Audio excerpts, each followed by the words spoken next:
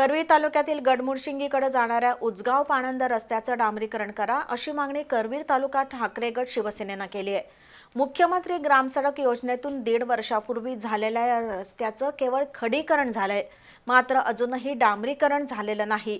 मोठी वर्दळ असणाऱ्या या पाणंद रस्त्याचं डांबरीकरण व्हावं, अन्यथा रास्ता रोको आंदोलन करण्याचा इशारा शिवसेनेनं दिलाय।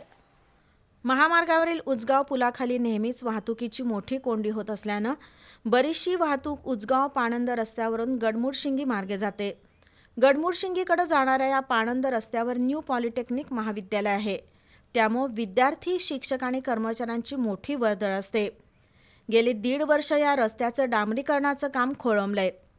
हे काम तातडीनं सुरू करावं, अन्यथा रास्ता रोको आंदोलन करू असा इशारा शिवसेना ठाकरे पक्षाच्या वतीनं करवीर तालुका प्रमुख राजू यादव यांनी दिलाय। मागणीचं निवेदन मुख्यमंत्री ग्रामसडक योजनेचे प्रदीप सकटे यांना देण्यात आलं। यावेळी बाळासाहेब नलवडे, योगेश लोहार, कैलास जाधव, दत्ता फराकटे, सचिन नागटिळक, दीपक अंकल, सुनील पारपानी, बाबुराव पाटील, अजित चव्हाण, रामराव पाटील, कृष्णा तुरुके, अजित रोटे, शरद चव्हाण उपस्थित होते।